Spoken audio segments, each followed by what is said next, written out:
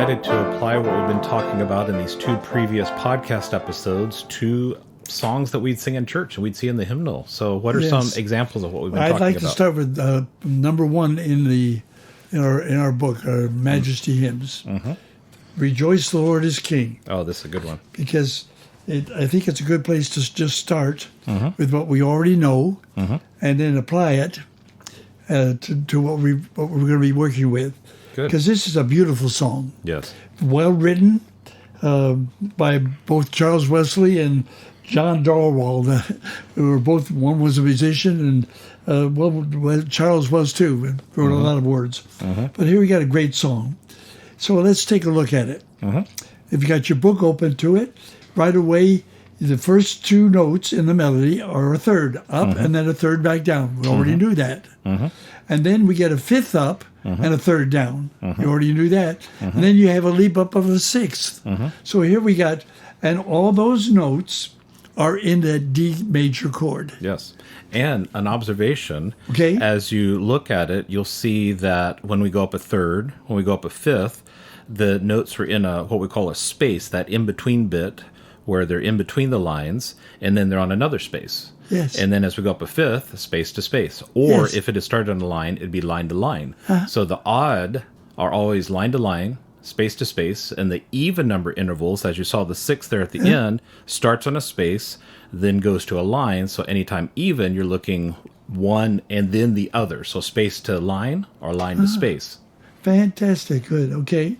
And then if you look from there, starting in the third measure, it begins to start in the end of the second measure. The melody goes down by stepwise. It's amazing when you start looking how many songs you have some intervals and then it goes stepwise. For instance, when you keep on going down, go down to the third line, again it goes down. It goes up with that tetrachord as you were talking about before, and then it drops down to the D, an octave, and goes all the way up the scale to E, and back down. From there on, it's stepwise. You say, well, what's so hard about that? Just follow the way, like we can sing a scale. You just go up and down with that, and then it's so interesting when the soprano going from the first to the second measure leaps up a sixth, so does the bass leap up a sixth. And then the bass comes down stepwise. That's where a good composer knows to put the melody and the bass together and have them harmonize with each other. So that keeps on going all the way through. That, for instance, if you go down, where was it? If you go down to the bottom line on measure 11, the bass goes up that sixth again. Lift up your voice. That six points up the voice, and then from there on in it goes just basically stepwise. So we've got what we've talked about, and it's not very hard to do. And we think about the rhythm. It's in 4/4, and we notice we get a lot of quarter notes. We get to the second measure, we got that dotted eighth note, which gets 3 counts. And then next, quarter notes all the way. Notice how many quarter notes there are. A lot. And then when you get down to the third line, notice you have a proliferation of half notes. Half notes and dotted half notes. So then, and then when you get to the last line, you're back to a lot of quarter notes and just half notes at the last 2 measures. So what can be so complicated about that? So what we've already learned, we can use right away and just look at it in the hymn book. So let's go from there to 147. In the book, if you got your Majesty Hymns, we want to look at Amazing Grace. And we're trying to show you just how simple this is. It's not really complicated. And Amazing Grace is in what time? What's the time? 3/4. Yeah, so it's got how many measures? How beats in a measure? 3 beats in the measure. And every note gets? The quarter note gets the beat. It gets a beat. So right away we start with, if we take it by rhythm, start with a quarter note, then a half note, and then a couple of eighth notes, which are faster notes. Half, quarter, half. I mean, it's that same thing all the way through. You get the end of the first line, and you've got the dotted half, which gets 3 counts, the full measure, tied to a half note. Whenever it ties, that makes it 5 counts. So it's very simple, and it's all built around the G chords. I mean, the bass is, you notice, da-dum, da-dum, in the melody, the bass, da-dum, da-da-dum, the same notes, only in the bass. And then you get an E minor chord, you're back to the one chord again, the G chord, and then you go right through to this basically simple chords. And then you go into the next line, you got the G chord, and again, you get one that's on a C major chord and one that's on an E minor chord, and that's the only complication you have. Very simple song, and we already talked about that being pentatonic. And it's so easy to conduct. It starts on the third chord count, so you bring your hand down. It's a pickup, so you bring the count up. Okay? And always prepare the next count. Always be thinking ahead. Yeah. So if you're going to start it on that third count, start up here at the top and come down and then up. So we can show that as well. All right, so now we've covered a lot of territory rapidly. Let's skip over to number 38. 38,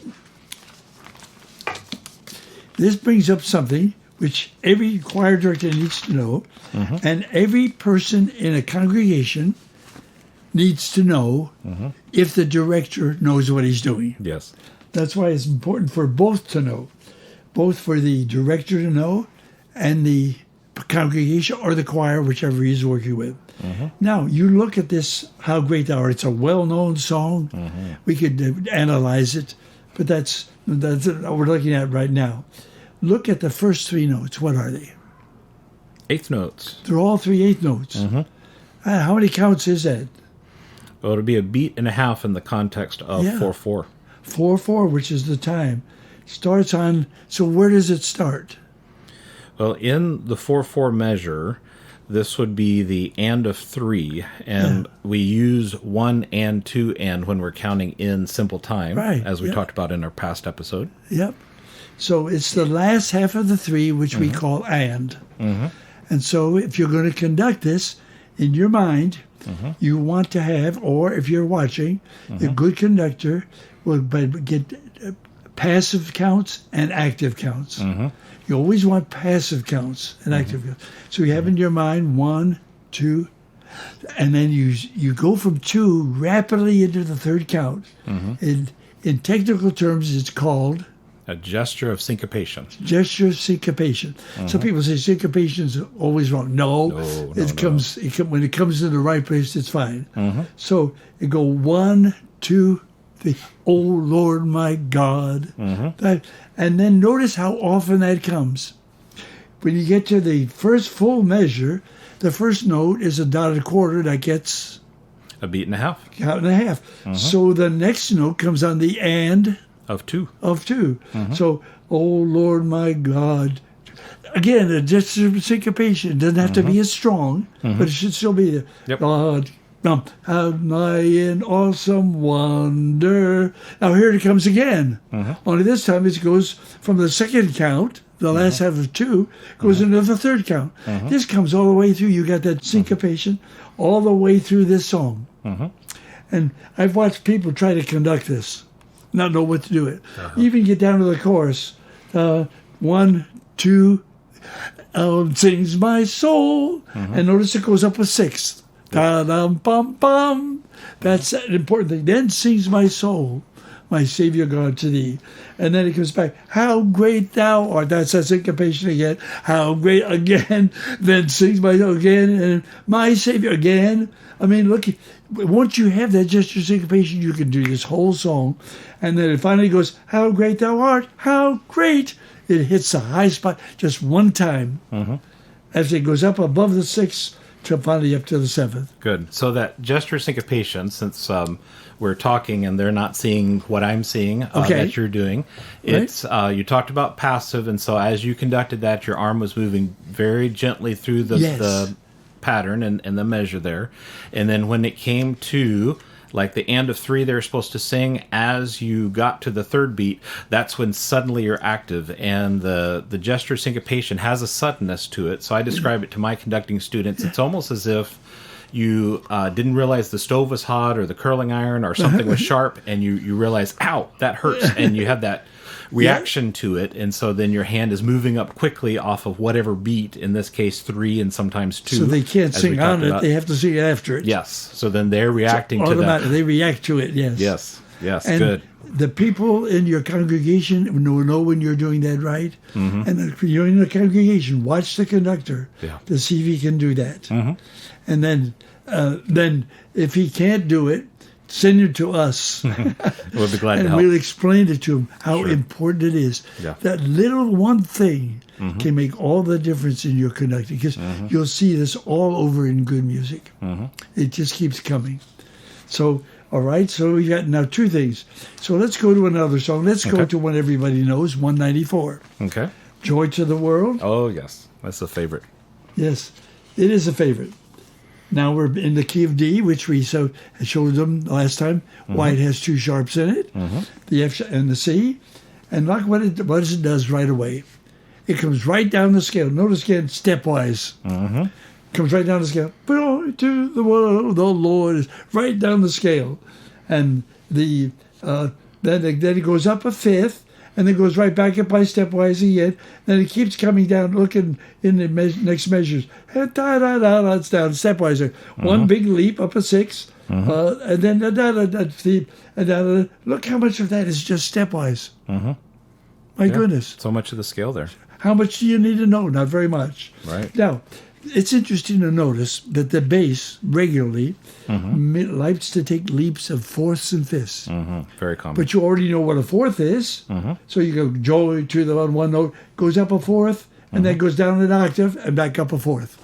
So you got 4ths and 5ths. And then it goes up a 3rd, and then down a 3rd, up a 4th, and then down a 5th. And then it stays on the same note. That's called a pedal in the bass. Stays on the same note. And notice almost that it goes in the next schedule, and the hymn in nature sing. It goes just repeats, same note goes down to an A, and then that repeats it back up to the D. And I mean, how simple can it be? Yeah. You say, well, I don't know much. You don't really know much. And you already know this song. Now, when you sing it, look at it. If you sing the tenor, look, dum, dum, da, dum, you go right up the scale. And then dum, da, da, da, again. Then you have one leap, dum, dum, dum, dum, dum. And how you say how it can't be hard. It's simple. Yeah. Don't make it hard. Yeah. So you already got 2 songs that you got. And then there was something else I noticed there that we talked about back in the rhythm. Dotted 8/16 right there in that very first measure, joy to the world. Yes. So that's an excellent example of that dotted 8/16 we talked about last episode. And you already knew that. Yeah. So you've been singing that. When you say that, oh, hey, that's what that is. See, it's in 2/4, which means you have 2 beats to the measure. And the second count is divided with a dotted 8 and a 16th note. So the first one gets 3/4 of that count, and that one gets the last 8th. Yeah. And last 16th of it. Yep. Dum, da-dum.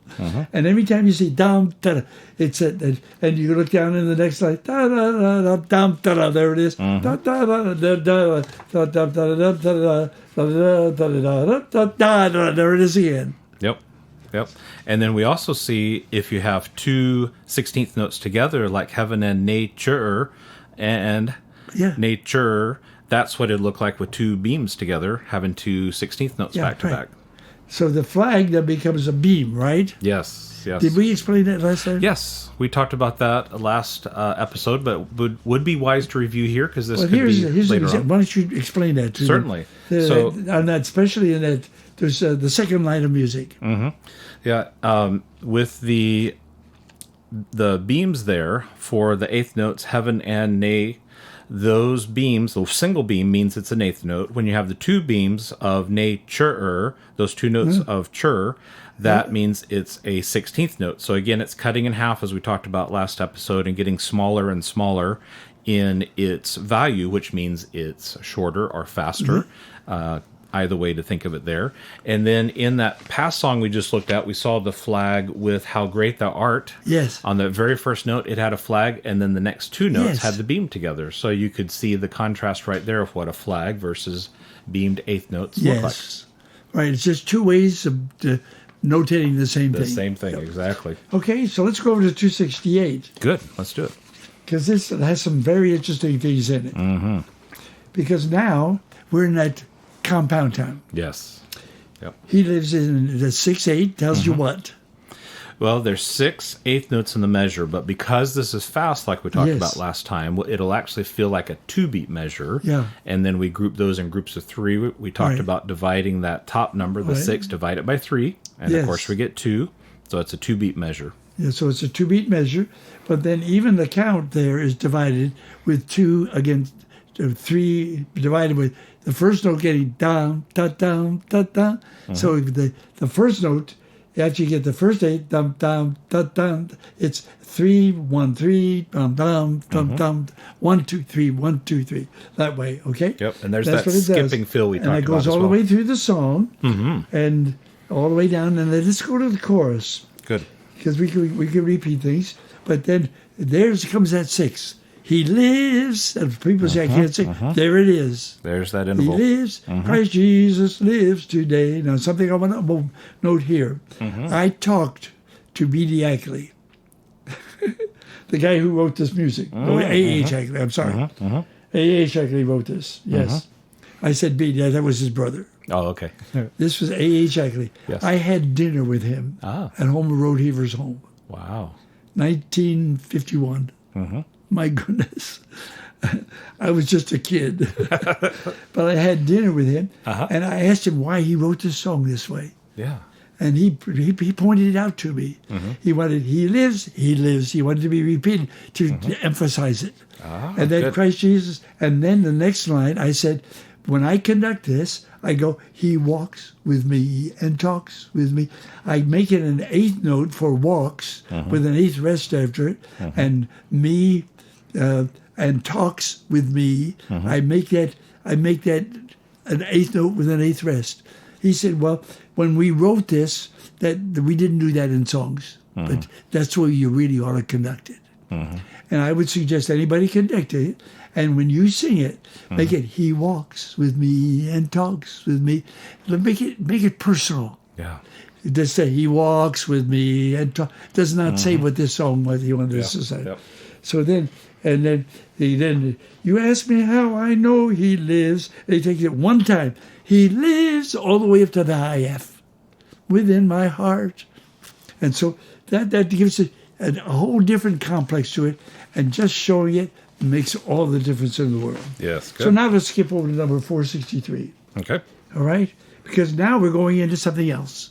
We haven't done one of these yet. We've talked about it, but we didn't show them.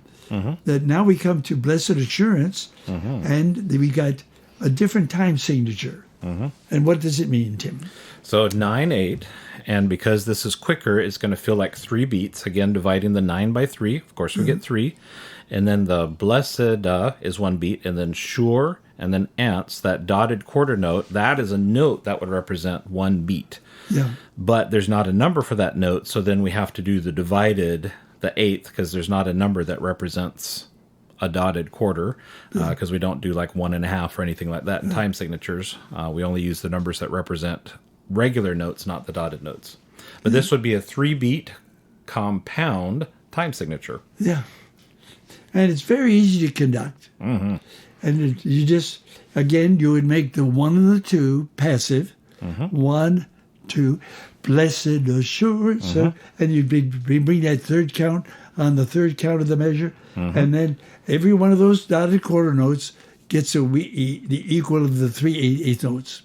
The dot after the quarter note signifies that is equal to the 3 eighth notes. And then the dotted half note is equal to 6 of the 8th notes.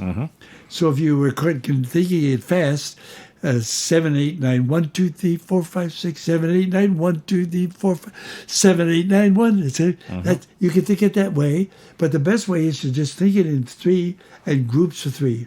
Da da da da da da da da da da. Feel that 8th it just note pulse flows in there. along. Yeah. Good. If you want to slow it down, like I like to do one place. When you get down to that last line, after you get to the chorus, this is my story, this is my song, praising my Savior. Then I like to slow it down. All the day, I divide that. I divide that counted up, down, up.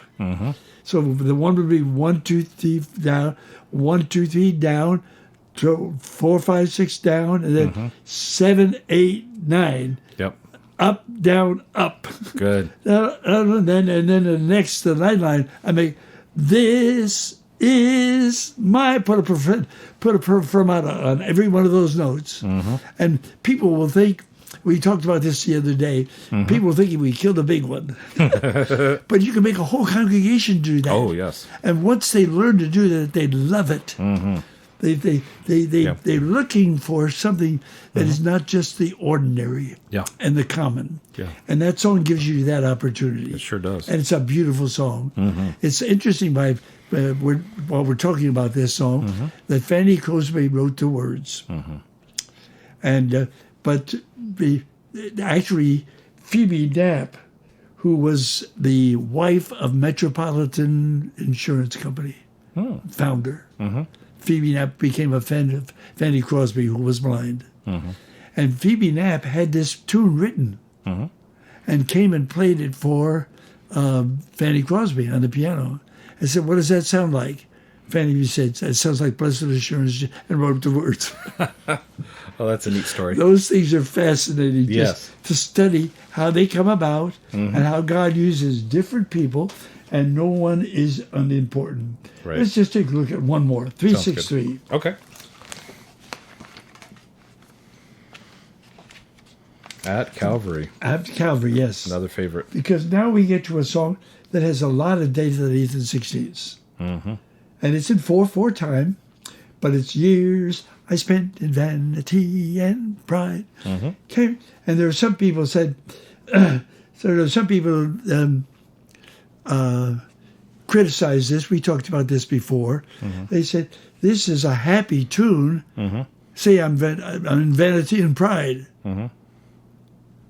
So actually what I've done, and I've changed it, but I even made another song, years I spent in vanity, to make it more fit the actual words. But I think that's fine. We sing this and we realize this is a song talking about what God has done for me at Calvary. So the tune can be still happy. Well, and I think of it more than I'm not celebrating the years I spent in vanity and pride. Right. I'm celebrating that I no longer have to. Exactly. So it's not playing up, oh, yes, vanity and pride, that's great. No. It's Calvary. Right. That's exactly it's Calvary. Right, yes. So I think we've covered a whole lot of territory. And I think this lets folks know that you, as a singer, as a conductor, in fact, if you're a writer of music, you ought to be looking for some of the things we've talked about. Good.